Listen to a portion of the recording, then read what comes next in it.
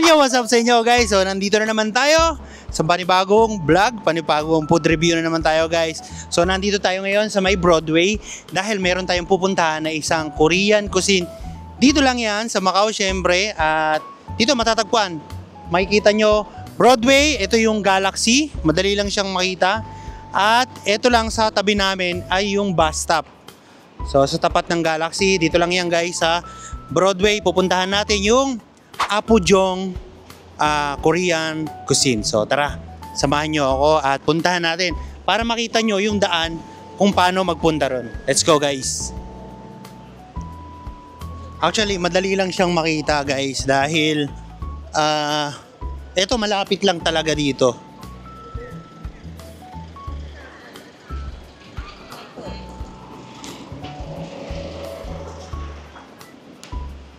So dito marami ditong mga restaurant na pwede nyo rin kainan. Pero guys, ito yung unahin nyo. Ito yung unahin nyo, yung Apgujeong Korean cuisine. Let's go! At konting trivia lang guys. Alam nyo ba na yung mga nagpupunta rito, mga sikat na Korean star, ay dito sa kanila umu-order? Isa na dyan, si G-Dragon. At sabi nga ni Sir Jason na siyang may-ari ng Korean restaurant na ito, ay hindi lang isang beses na umorder si G-Dragon ng pagkain dito, kundi 3 araw na pagkain. So ibig sabihin, talagang masarap ang mga pagkain nila rito. Kaya naman, mas lalo akong na-excite na puntahan at tikman ang mga pagkain nila rito. So ayan guys, ganito lang siya kadaling hanapin. So eto na mismo yung Apgujeong Korean restaurant. So, eto na guys. At tara, samahan nyo ako at tingnan natin yung mga pagkain nilang sigurado authentic. Guys, ito mga kumakain na nakikita nyo is mga Koreano yan mismo. So, meaning talagang authentic yung mga pagkain rito. At hello.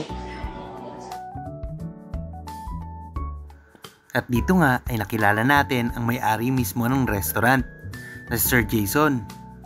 Sobrang bait niya guys. At talaga namang halos lahat ng mga customer nila ay talagang inaasikaso nila.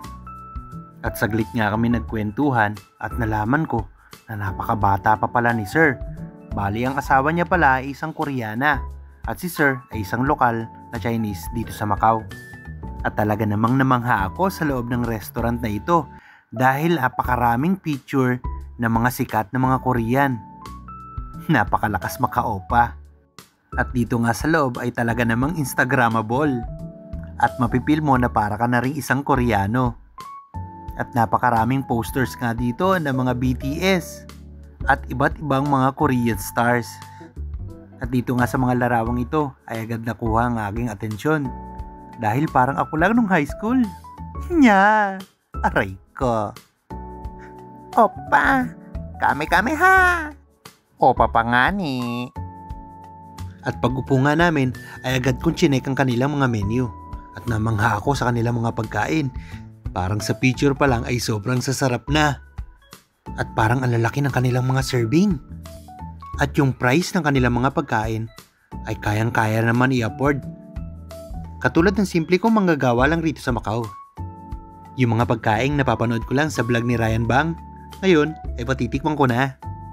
Guys, sa pansin ko lang dito, kung gusto niya ng mga opa, mga Koreano, halos lahat ngayon ang nandito sa loob is mga Korean.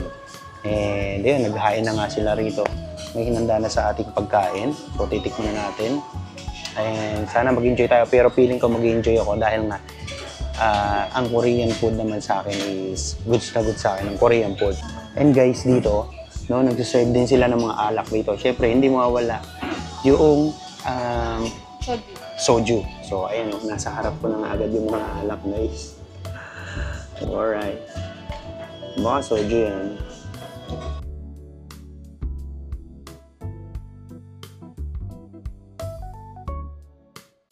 So, ayan guys.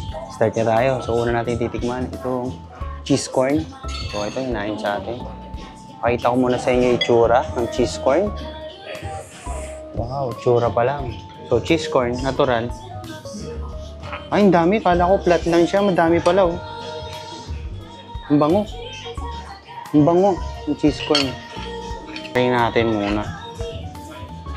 Wow! Ito yung literal na cheese corn. Hindi katulad sa atin sa mga kanto na binibili ng bembang.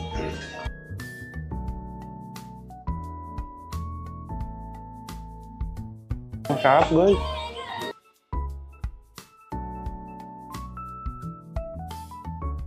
Mas nagpasarap sa kanya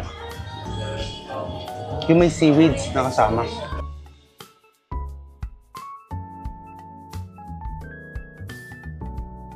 Panalo.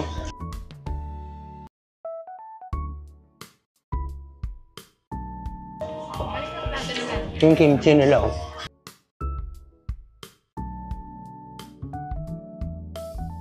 Natural, authentic to. Dahil nasa Korean tayo. At saka yung may-ari talaga, Korean talaga. Man natin yung kimchi.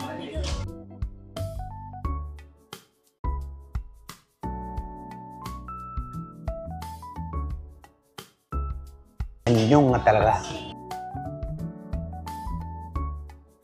Ang sarap ng kimchi, guys. Kimchi. Meron kang mabibili sa Sanmyo na kimchi, di ba? Yung gawa talaga sa Korea. Yun, ito yun. Parang mas masarap pa nga. Nice. Then, ito namang bulgogi. Bulgogi rice bowl. So, titikman rin natin to. Unahin muna natin yung beef lang muna.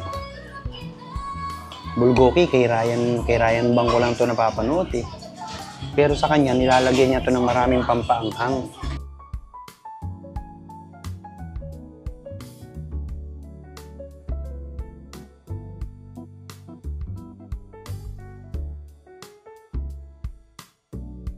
Ang sarap. Tikman mo. Ito naman try natin itong kimchi soup. May tofu sa loob, guys. May tofu, may mushroom, may pork. Tapos yung mismong kimchi. Ayun yung mga kasama niya sa loob. Tingnan natin.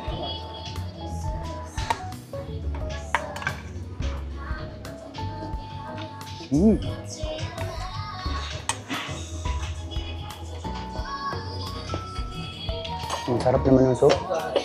Sarap siya. At alam nyo ba guys na sobrang babait ng mga staff dito? At ito nga si Jazz, tinulungan na kami kung paano nga ba i-coat or i-dip yung spare ribs dito sa melted cheese. At itong set na to, ito nga pala yung cheese quintet. Grabe, napakasarap din ng mga pagkain na to. Pwede nang kainin yan. So, try naman natin. Guys, panalo tong kimchi soup nila. Nakakatikim ako ng ganito. Parang peke lang sa Galaxy, sa kantin. Pero ito pala talaga yung totoong lasa ng ng kimchi soup. Ano ginawa? Sarap, no? Parang binibili ng 7-Eleven. Parang yung Japanese. Yung triangle. Parang ganun. Masarap. Alam mo, nagpapasarap yung... Oniguri. Ano nagpapasarap yung seaweeds. Mahal yan, yung nakabote.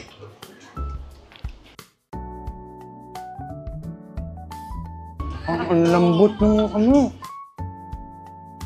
Ang lambot ng ribs, guys. Pag kinagat mo, kung sana lang siya maano. Hindi yun lumalaban na karne.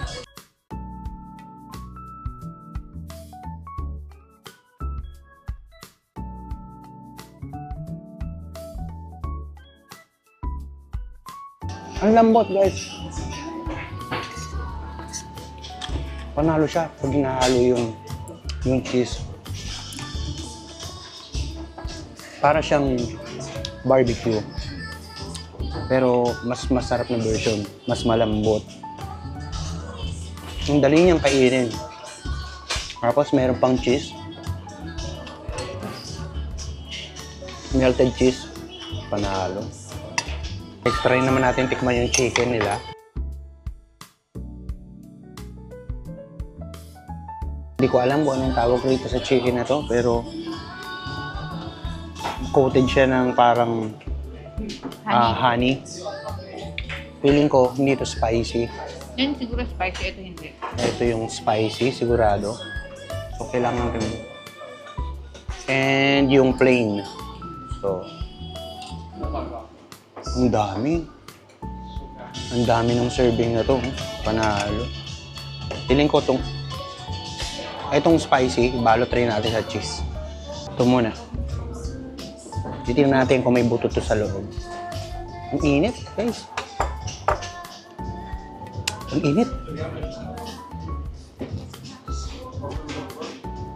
Oh, ang lambot to. Wala. Ang lambot din. Ano ba naman mga karne to? Dapat napakalalambot. Ang lambot ng mga karne nila. Mapa pork ribs. Itong beef. Ito yung bulgogi. Ang lambot din. Ang sarap. Tinikman mo na ba ito? Tinikman mo. Ang sarap. Guys, pumunta kayo dito. Promise.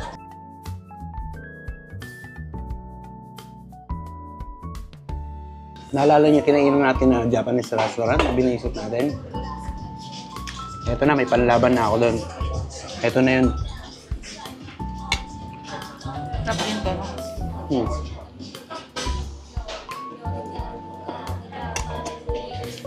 Kimchi the best.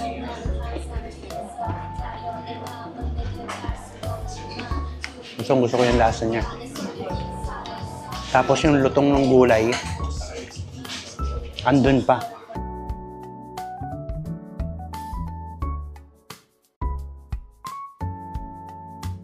Wala talagang buto. Yung chicken na asin.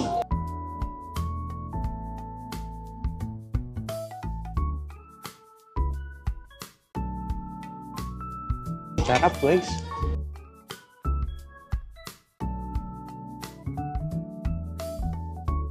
Hindi na ako nakakain ng rice. Guys, honest review tayo. So, walang tapon.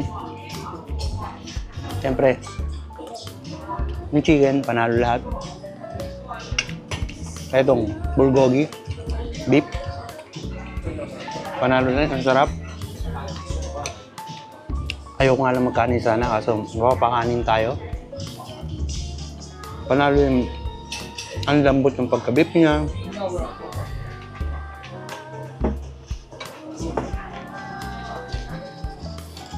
Hindi ka mapigilan na hindi sumubo ng tuloy-tuloy.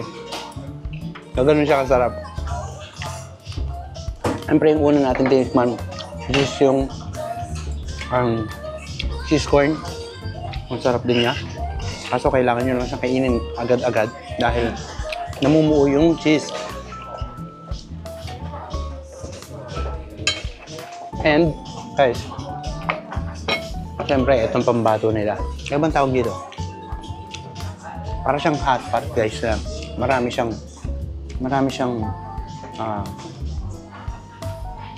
nakahain na iba't ibang pagkain. Tulad ng chicken, iba-ibang flavor. Yung ribs, and then yung rice. Yung naka-roll na yan, panalo. Ang sarap nung ano. Yung rice din, ang sarap. Oo. Ang sarap nung tawag ito. Yung seaweeds niya. Grabe. Sabi nyo, yun pala yung nakakain ko. Busog na ako. Pero ayokong tumigil. Ayoko pang tumigil kumain.